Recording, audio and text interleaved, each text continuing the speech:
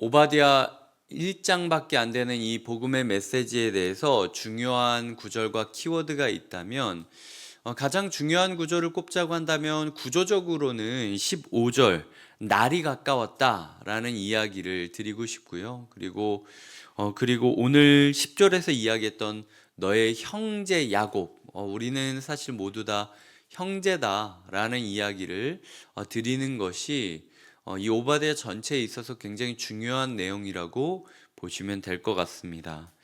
경쟁 사회죠. 우리가 사는 이 시대는 경쟁 사회입니다. 경쟁 사회라는 그림을 가장 잘 그려주는 성경의 인물이 야곱과 에서가 아닐까 싶어요. 야곱과 에서는 어머니 뱃속에 있을 때부터 경쟁 사회를 거치고 있었습니다. 치열하게 누가 먼저 나올까 싸우고 그리하여 승리했다라고 여겨지는 에서의 그 몸짓, 그럼에도 불구하고 미련이 남아서 그 에서의 발 뒤꿈치를 붙잡는 야곱, 자라서 에서가 사회 가운데 인정받으면서 사냥하면서 자기의 업적을 남기는 모습, 집 안에서 숨어 있었지만 소위 음흉하게 축복을 뺏을 계획을 세우고 있었던 야곱, 그리하여 사기를 쳐서 축복을 뺏고 도망치고 다시 만나고 죽을 것 같았고 살아나고 그렇게 흘러가는 그 형제의 모습이 사실은 경쟁사회의 모습과 굉장히 맞닿아 있다라는 거죠. 그래서 나중에 이스라엘이 출애굽을 하고 나서 에돔 사람들, 이 에서의 후손들에게 뭐라고 이야기를 하냐면요. 제 기억으로는 뭐 아무것도 안 건드릴 테니까 길만 가게 해달라. 길만 열어주면 우리가 조용히 가겠다라고 이야기하는데 에돔 사람들이 미쳤냐? 내가 니네를 뭘 믿고 그렇게 우리 그 도로를 내주냐라고 이야기를 해서 에돔 사람들과 이스라엘 사람들은 평생 원수가 될 것이다 라고 예언이 나오게 되는 곳이 이 에돔과 에서와 야곱의 후예의 결과라는 거죠. 그래서 에돔은 평생 이스라엘의 속국이 될 것이다라는 마음으로 이 나중에 저희가 얼마 전에 묵상했던 것과 같이 열왕기상 마지막조차도 에돔에는 그 왕이 없었다라고 하면서 이스라엘과 에돔의 끊임없는 경쟁을 보여주고 있다라는 거죠. 하지만 이 경쟁 사회 속에서 우리가 따뜻한 눈으로 서로를 바라볼 수 있을까? 경쟁자를 경쟁자로 여기는 것이 아니라 형제라는 이름으로 부를 수가 있는 것인가? 그리고 우리에게 다가올 그날을 함께 더불어 준비하는 그런 사람들이 될 수 있을 것인가가 오늘 우리에게 나타내주는 시사하는 바라는 거죠. 저는 오늘 10절부터 21절까지의 말씀을 가지고 세 가지의 묵상을 하게 되었습니다. 첫 번째로는 15절입니다. 만국을 벌할 날이 가까웠다. 그리고 내가 행한 것이 너의 머리로 돌아갈 것이라 라고 이야기를 하고 있다라는 거죠. 우리가 사실 기다려야 되는 건 오직 하나님의 날이라는 거예요. 하나님께서 오신다면 모든 공의가 회복될 것이다. 하나님께서 오신다면 모든 어그러진 것이 풀어질 것이다 라는 마음을 가지고 오늘 하루 나의 날을 살아가는 것이 아니라 주의 날을 기다리는 자로 살아가야 된다라는 거죠. 주님의 날이라는 건 구약 성경에서 두 가지 의미를 가지고 있습니다. 하나님을 신뢰하는 자에게는 의로움을 갚아주시는 회복의 날이고 은혜의 날이고, 하나님을 거역하는 자에게는 자신의 행한 대로 보응받는 심판의 날이라는 거죠. 똑같은 날임에도 불구하고 누군가에게는 은혜의 날이고 누군가에는 심판의 날이 될 수 있다는 겁니다.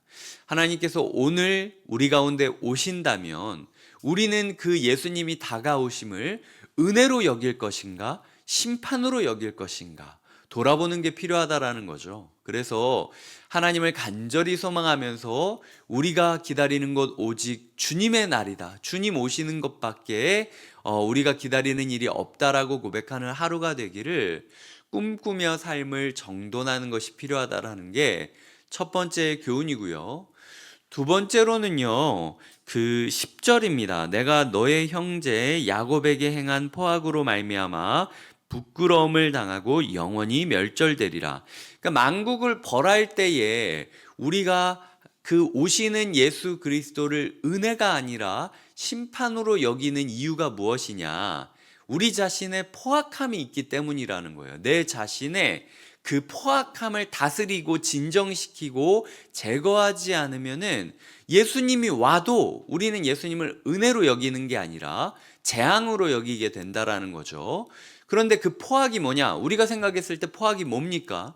채찍질을 하고 소리를 지르고 강제로 일을 시키고 이런 게 포악일 거라고 생각하지 않습니까? 그런데 11절에 뭐라고 이야기하죠? 내가 멀리 섰던 날. 사실은 설교 제목을 15절로 할까 11절로 할까 고민을 하다가 마음은 11절이지만 사실 이 구조 자체는 15절을 강조하고 있기 때문에 15절을 오늘 설교 제목으로 삼았습니다. 하지만 제 눈길은 내가 멀리 섰던 날이라는 문구에 고정되었습니다. 포악이 이거라는 거예요. 방관이 포악이라는 겁니다. 방치가 포악이라는 겁니다. 우리가 생각했을 때는 아니 그래도 내가 이 정도까지는 안 하고 내가 그냥 불구경했는데 내가 불질했습니까? 라고 얘기할 수는 있어도요. 그거 그냥 멀뚱히 쳐다보고 있는 너도 포악자 중에 한 명이다 라고 이야기하는 하나님의 모습을 그리고 있다라는 거죠. 세상 가운데의 뉴스를 그저 가십으로 여기시면 안 됩니다. 지금도 이 지구상에서는 억울한 전쟁으로 인하여 어른들의 사정, 정치인들의 사정으로 인하여 목숨을 잃고 있는 수많은 어린이들이 있고 노약자들이 있습니다. 그리고 여러 가지 사회의 그늘에서 아파하고 있고 지금도 쓸쓸히 죽어가고 있는 사람들도 있다라는 거죠. 하지만 우리는 뉴스를 볼 때 얼마나 조회수가 높은가, 얼마나 자극적인가, 그들의 그 죽음과 아픔까지도 개인의 즐거움을 위한, 개인의 쾌락을 위한 불쏘시개로 삼는 것이 이 사회의 모습이라는 사실을 기억하며 그저 가십거리, 흥미거리로 여기지 말아야 된다라는 거죠. 멀리 섰던 날, 방관자가 됐던 날, 그게 무엇인지에 대해서 이 12절부터 14절까지는요, 8가지의 아니지 않냐라는 식으로 강조를 하면서 이건 좀 아니지. 이거는 네가 진짜 방관하는 거지. 이거 이렇게 하면 안 되지. 라는 식으로 8가지를 이야기합니다. 12절에서 3가지를 이야기하죠. 방관하는 건 좀 아니지 않냐. 기뻐하는 건 좀 아니지 않냐. 입을 크게 벌리고 웃는다라는 건 아주 깔깔거리면서 조롱하는 걸 뜻해요. 입을 크게 벌리고 웃는 건 좀 아니지 않냐. 13절에서 3가지를 이야기합니다. 나의 백성의 성문 안으로 들어가지 마라. 다 아파하고 죽어가고 있는데 못 뜯어낼 거 있다고 거기 들어가냐. 그 다음에는 재앙을 보면서 방관하지 말라. 다시 이야기하죠. 그 다음에는 그 재산에 손을 대지 말아야 되지 않겠냐. 사람이 죽어가고 있는데 얼마나 네가 이득을 얻을 것이냐만 생각하는 게 그게 인간이냐라고 이야기를 하고 있다라는 거죠. 14절에는 2가지를 이야기하고 있습니다. 도망가는 이를 죽이려고 사거리 갈라진 길목을 지키고 있는 게 말이 되는 얘기냐. 살아남은 사람들을 살릴 생각을 하는 게 아니라 어떻게든 원수의 손에 넘겨서 치워버리려고 이야기하는 게 그게 말이 되는 얘기냐. 너 진짜 잔인한 놈이구나 라고 이야기를 하는 게 이 12절부터 14절까지 나타나는 8가지의 강조라는 거죠. 하나님께서 화가 나신 겁니다. 너무 분노하신 거죠. 얘는 남이 아니라 너의 형제라고 라고 이야기하면서 8가지나 이건 좀 아니지 않냐? 너 이거 이렇게 하는 게 맞냐? 라고 이야기를 하시는 그 양심을 꾸짖는 하나님의 채찍질이 오늘 우리의 삶 가운데도 있어야 된다라는 거죠. 내가 일을 하고 있습니다. 억울한 일에 당한 사람, 그 사람이 나에게 찾아왔습니다. 아니면 내가 회사에서 일하고 있는데 회사에서 일하고 있는 나에게 소위 나보다 좀 을이라고 느껴질 수 있는 사람이 나에게 왔습니다. 그래서 이것도 얘기하고 저것도 얘기하는데 근데 팔짱 끼고 앉아가지고 그것까지 내가 왜 배려를 해야 되나? 그건 네 사정 아닌가? 네가 더 잘했어야지 라는 식으로 뒷짐지고 있는 게 마냐는 거예요. 하나님께서 적어도 하나님을 믿는 사람들이라면 지금 하나님을 믿지 않는 에돔 사람한테까지도 지금 얘기하시는 사회적 기준이 이건 거예요. 상대를 경쟁 상대로 여기는 게 아니라 내 눈앞에 선 이 사람을 형제요 자매로 여겨주는 게 믿지 않는 사람들에게까지 하나님께서 요구하시는 그 기본 정신이라는 거죠. 그런데 믿는 우리는 어떠해야겠습니까? 오늘 우리의 삶 가운데 멀리 섰던 날로 기억되지 않도록 우리가 아닌 걸 아니라고 느끼면서 회개하는 삶이 필요하다라는 거죠. 첫 번째로는 제가 주님 오실 날을 고대하며 살 수 있도록 해달라. 이걸 재앙으로 여기는 게 아니라, 오늘은 오지 마십시오, 이렇게 하는 게 아니라, 은혜로 여기며 하루라도 빨리 와달라고 고백하는 하루가 되자.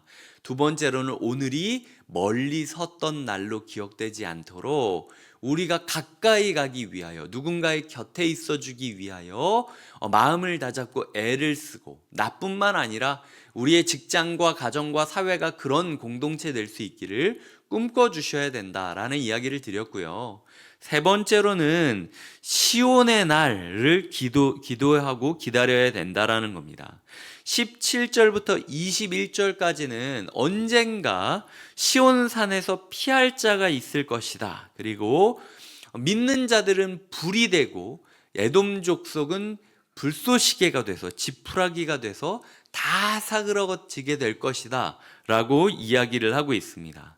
21절에 보면은 구원받은 자들이 시온산에 올라와서 에서의 산을 심판하리니 나라가 여호와께 속하리라. 시온산은요, 이스라엘 사람들에게 있어서 예배의 자리를 뜻하는 거였습니다. 이스라엘 사람들은 예배를 드릴 때마다 항상 예루살렘 성으로 올라왔기 때문에 예배에 드리는 자리를 시온산이라고 불렀습니다. 그래서 시편에 보면 성전에 올라가며 부르는 찬양들이 있죠. 소위 예배 드리며 교회 올 때 차 안에서 부르는 찬양들, 이런 게 그런 찬양입니다. 그런데 어제 제가 이야기를 드렸죠. 에돔의 특징이 뭐다?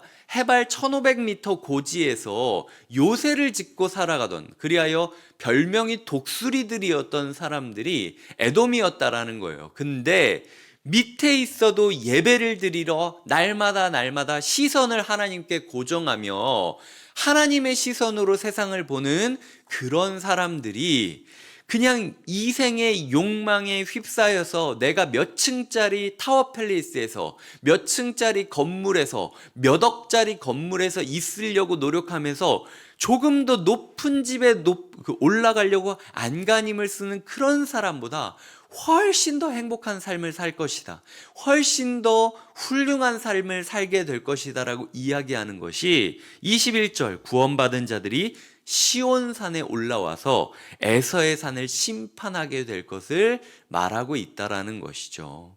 우리의 삶 가운데 돈 열심히 벌고 대출 열심히 받아가지고 한 칸이라도 높은 타워 팰리스에서 있고 싶다라는 욕망을 내려놓고 이제는 우리의 하루가 온전히 예배자의 시선으로 고정되어서 내가 타워 팰리스를 올라가기 위하여 노력하는 삶이 아니라 하나님에 닿기 위하여 예배를 드리는 삶을 살겠다라고 결단하게 될 때 이 세상 가운데 그런 예배자들로 말미암아 세상의 욕망을 따르는 사람들이 심판받고 오직 하나님의 시선을 가진 사람들로 인하여 세상이 더 행복하게 될 것을 말씀하고 있다라는 거죠. 욕망의 독수리의 시선으로 이 세상을 내려다보며 살 것인가? 아니면 거룩한 예배자가 되어 하나님의 시선으로 세상을 바라보며 살 것인가가 하나님께서 오늘 우리에게 주시는 세 번째 도전이라는 거죠. 말씀을 맺겠습니다. 주의 날을 기다리고 있는가? 오늘이 방관하는 날이 되지 않도록 노력하고 있는가? 마지막으로 우리가 시온에 올라가게 될 날, 진짜 예배자가 될 날을 꿈꾸며 오늘도 시선을 하늘에 고정하고 하나님을 따라 예배드리며 살아가고 있는가? 우리의 날을 누가 채워가겠습니까? 내가 채워가야 된다라는 거죠. 하나님이 주신 이 스케치북과 같은 오늘 하루를 어떤 날로 채워갈지 고민하시고 바르게 채워가시는 하루 되시길 주님의 이름으로 부탁드립니다. 기도하시겠습니다. 하나님 아버지께서 모두에게 동일한 하루를 주셨음을 고백합니다. 이 하루를 어떤 날로 채워가야 할지는 우리에게 달려 있는 것도 알게 되었습니다. 오늘 하루 시온에 오르는 날로 채워가기로 결단하게 하여 주시옵소서. 감사하고 예수님의 이름으로 기도드립니다. 아멘.